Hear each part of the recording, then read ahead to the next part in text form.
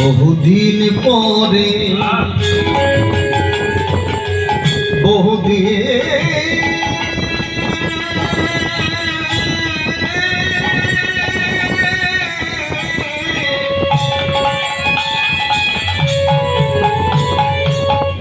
বহুদিন পরে চরণ পেলাম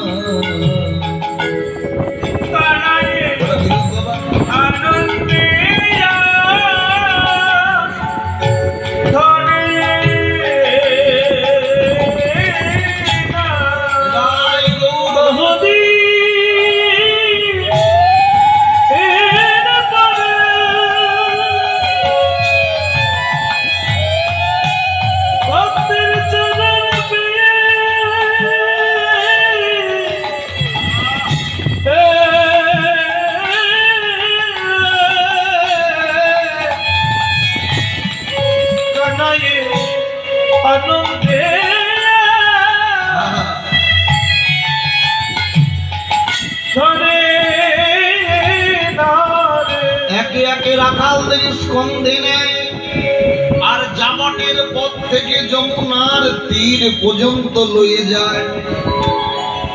পরে আছে আর একটা মাত্র রাখাল, যার নাম সুদামা।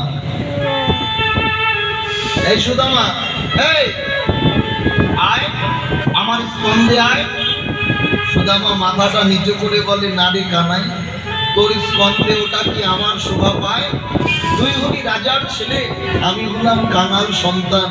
কানাই, আমি বরঞ্চ তোর অঙ্গুলি ধরেই অগ্রসর করব। ভগবান কৃষ্ণের চেতনা শক্তিটা বৃদ্ধি করব। এত রাখালকে দিয়ে এলাম, এরা কেউ বলে নাই আমার কাঁধে চড়বে না। শুধু সুদামা বলছে আমার কাঁধে চাপবে না। সুদামাকে যে কাঁধে নিতেই হবে। ভগবান কি করলো জানেন? ধীরে ধীরে সুদামার কাছে এগিয়ে গিয়ে সুদামার পদতলে দিয়ে বসলেন। সুদামার পদতলে বসে সুদামার চরণটা জড়িয়ে ধরে বলে, সুদামা দে দে তোর চরণটা আমার কাঁধে তুলে দে। না রে কানাই। কৃষ্ণ বলে, সুদামা তোকে যে আমার স্কন্ধে নিতেই হবে। স্কন্ধে নিতে কেন রে? কেন কেন? তোর কাছে বহুদিনের মতো ঋণী রয়েছি আমি, বহুদিনের মতো ঋণী। তাই কানাই, আমার কাছে আবার কিসের ঋণী? তোর হয়তো মনে নাই, পূর্ব জন্মে তুই ছিলিস ভরত, আমি ছিলাম রামচন্দ্র। আমি ছিলাম রামচন্দ্র। পিতৃ সত্য পালনের দায়ে 14 বছরের মতো মাতা কৈকেয়ীর অভিশাপে গেছিলাম বনবাস। মাতা কৈকেয়ীর অভিশাপে বনবাসী হয়েছে। রাম যায় বনে, সীতা যায় তার সনে। সীতা যায় তার সনে। লক্ষণ পাছু পাছু ধায়, পাছু পাছু ধায়। জানো মায়েরা, সেদিন ভরত ছিল না। কোথায় ছিল? মাতুলালয়, মামা বাড়ি। সাজের বেলা ফিরে এসে দেখে অযোধ্যা নগর আঁধার। কি তোমরা কেউ কথা বলছো না কেন? কি হয়েছে তোমাদের? মাতা কৈকেয়ী বলে, ওরে ভরত, তুই রাজা হয়েছিস। মা, আমি রাজা হতে চাই না। কি বলছো তুমি? অগ্রজ দাদা রাম থাকতে আমি রাজা? ওরে, রাম যে বনবাস চলে গেছে, আমি ওকে বনবাস পাঠিয়েছি। মা, সঙ্গে সীতা লক্ষণ পাছু পাছু ধায়। না না না না না, আমি এখনই রাধা রামকে ফিরিয়ে আনবো। দেখবে মা, দেখবে আমি ফিরিয়ে আনবো। অযোধ্যা নগর পরিত্যাগ করে অশোক বনে গিয়ে ভরত রাম রাম বলে কাঁদে। রাম রাম বলে কাঁদে। ডাকার মতো যদি কেউ ডাকতে পারে, ভগবান কি আর থাকতে পারে? ভগবান কি আর থাকতে পারে? থাকতে পারে স্বয়ং রাম। কিরে ভরত, কাঁদছিস কেন ভাই? তুই তো রাজা হয়েছিস। দাদা, আমি রাজা হতে চাই না দাদা, তুমি ফিরে ফিরে চলো, ফিরে চলো। না রে ভাই, আমি যা ফিরবো না, এখন কথা দিয়েছি ফিরবে না। ভরত চোখের জলে বক্ষ প্লাবিত করে রামচন্দ্রের চরণের পদতলে লুটিয়ে পড়লে। রামচন্দ্র চরণের ছাড়িয়ে অদূরে চলে যায়, অদূরে চলে যায়। কিন্তু ভরতের করে রামচন্দ্রের চরণের পাদুকা দুটি রয়ে যায়। ভরতের করে রামচন্দ্রের পাদুকা, পাদুকা করে রয়ে যায়। রামচন্দ্রের চরণের পাদুকা মস্তকে ধারণ করে, মস্তকে ধারণ করে রাজ সিংহাসনে গিয়ে চরণের কলম দুটি রাজ সিংহাসনে রেখে নয়ন জলে খরবের সেবা করে। নয়ন জলে করবে সেবা করে। একদিন দুদিন নয় মায়েরা, 3 ঘন্টা কীর্তন শুনতে বসলেও বসা যায় না স্থির ভাবে। অনুরাগ 14 বছর ধরে ভরত রাজ সিংহাসনে বসলেন না, ওই চরণের খড়গ দুটো রেখে শুধু নয়ন জলে পূজা করেছে। আজকে কৃষ্ণ বলছে, ওরে সুদামা, মনে পড়ে 14 বছর নয়ন জলে খড়গ ভিজিয়েছিস, সেদিন থেকেই তোর কাছে আমি ঋণী হয়ে গেছি রে। আয় আমার স্পন্দে আয়। সুদামাকে জোর করে কাঁধে তুলে বলে, সুদামা মস্তক ধর। মস্তক ধরেছে, আর ভগবান কৃষ্ণ সুদামার চরণ দুটো জড়িয়ে ধরে ঋণ শোধ করে। কানাই নয়ন জলে সুদামার চরণ ধোয়া। কানাই নয়ন জলে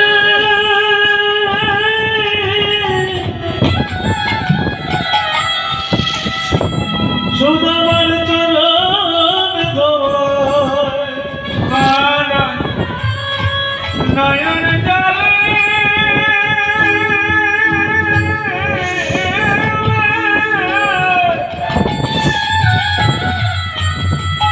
সুদামার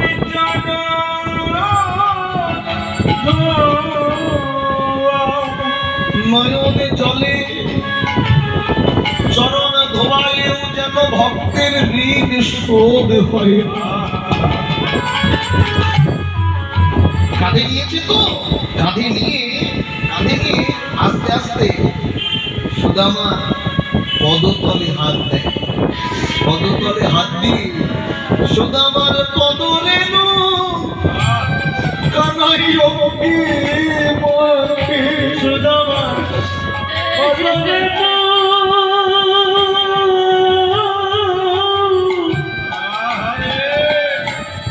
কানাই অঙ্গে মাখে।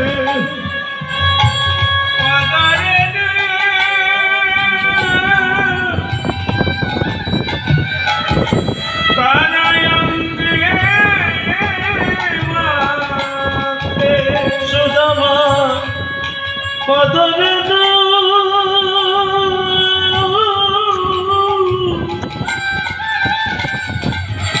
কানাই অঙ্গে মাখে। রাখালদেরকে নিয়ে খেলা করতে করতে কানাই যায়। জাবটের পর থেকে যমুনার তীর খেলা করছে কারা? প্রিয় সুদাম সুদাম মেলি তপন তনয়া তীরে কেলি। প্রিয় সুদাম সুদাম মেলি তপন তনয়া তীরে কেলি। প্রিয় সুদাম সুদাম মেলি তপন তনয়া তীরে ধবলি শ্যামলি आवली आवली आवली श्यामली आवली आवली आवली श्यामली आवली आवली पुकारत सब कालो रे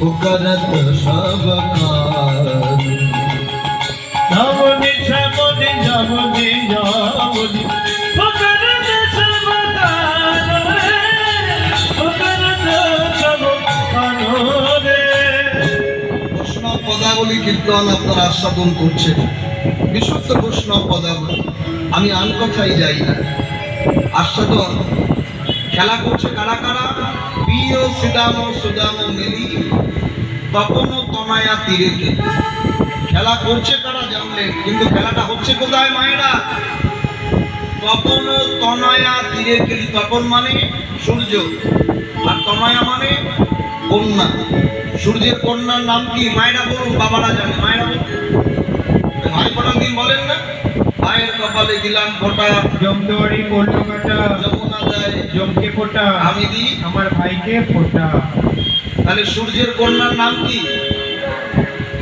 আর পুত্রের নাম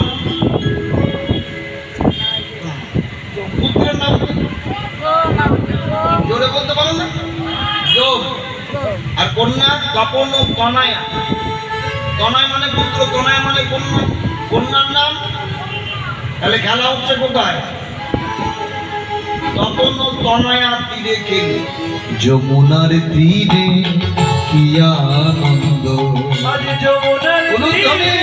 কি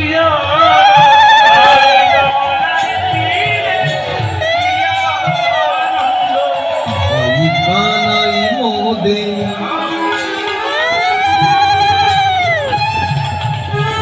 ভাই কানা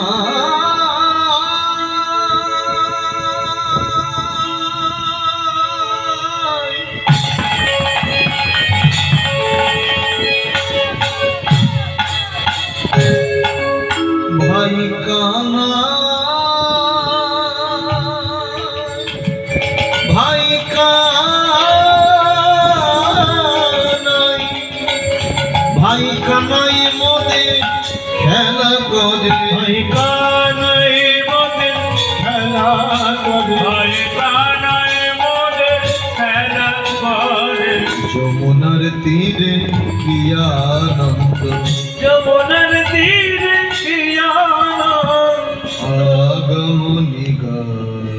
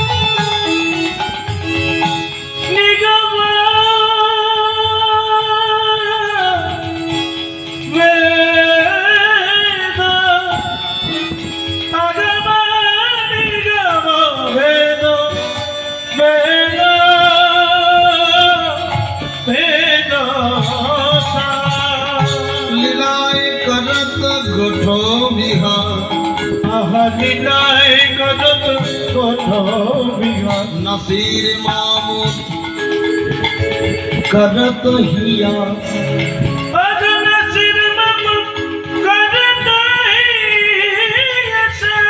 चरण शरण कानु रे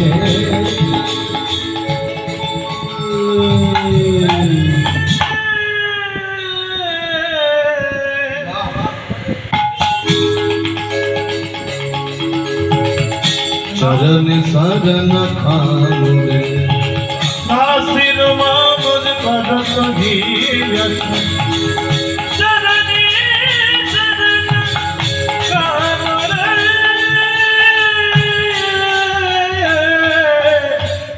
रे चरणे चरण कानु रे चरणे चरण कानु रे चरणे चरण कानु रे चरणे चरण कानु रे चरणे चरण कानु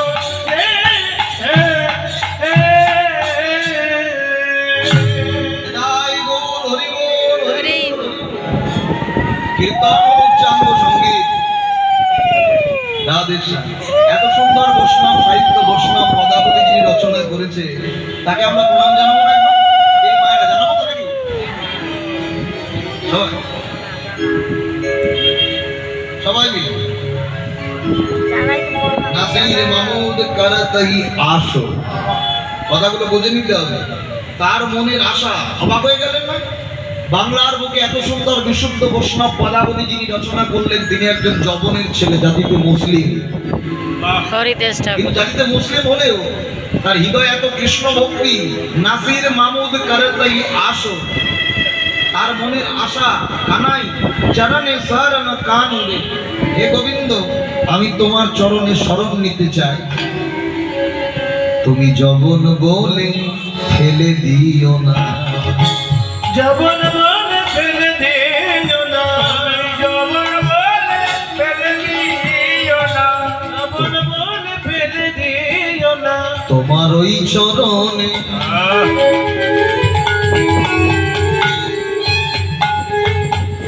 শরণ নিলা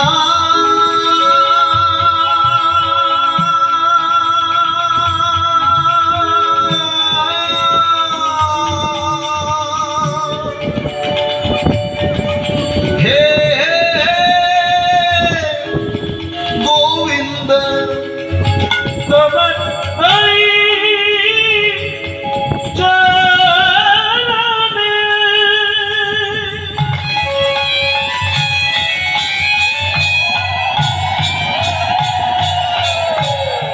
अभी शरण निदा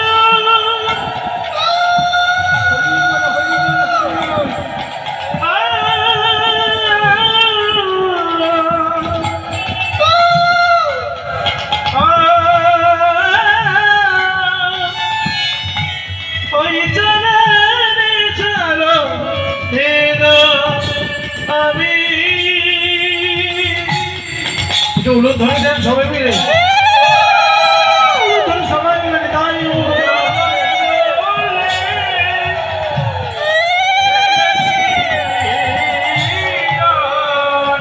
আর বেলা নেই, আর বেলা নেই, ঘরে যেতে হবে। যেতে পাবে আর বেলা আছে? সকালবেলা পূর্ব গোষ্ঠে এসেছিলাম গোটে, এবার যেতে হবে। কি বললাম? এবার যেতে হবে। এই এমন একটি লীলা, লীলার নাম উত্তর গোষ্ঠ। Prime minister, chief minister, barrister, doctor যে আসে না কেন সকলের জীবনে এই উত্তর গোষ্ঠ একদিন না একদিন নেমে আসবেই আসে। এগো মায়েরা, এই উত্তর দিকে কখন যেতে হয় বলুন? উত্তর দিকে। মানুষ যখন মারা যায় তার মাথাটা কোন দিকে থাকে? উত্তর দিকে। যারা মরেছেন বলুন। উত্তর দিকে। উত্তর দিকে। উত্তর দিকে নাকি? হ্যাঁ। শ্রীরাম, আর বেলা নেই।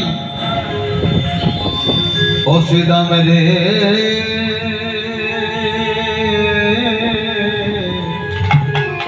আরে ও আরে পাল পাল জর করো শ্রী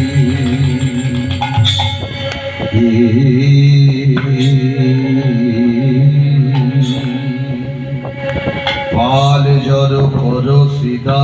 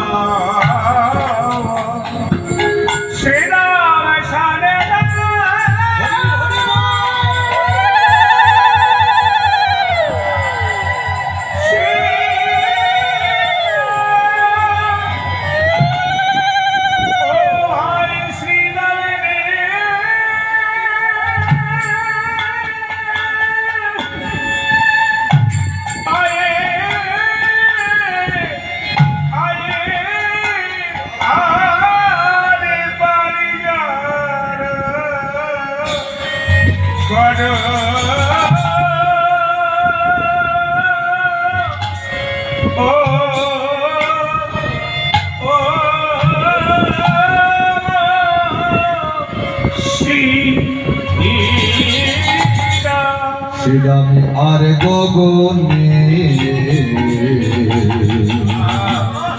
আর গগনে বেলা না আই ভাই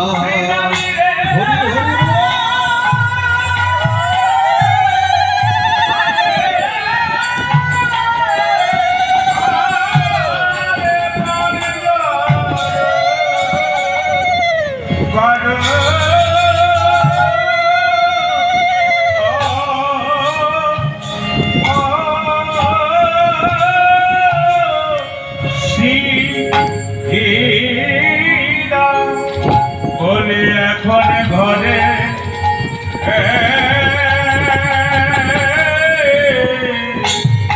এখন ঘরে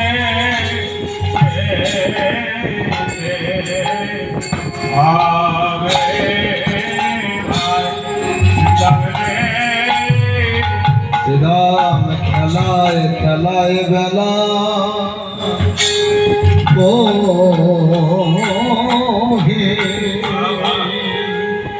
বহে যাই ভাই শ্রীরামে এখন ঘরে শ্রীরামে এখন ঘরে যেতে হবে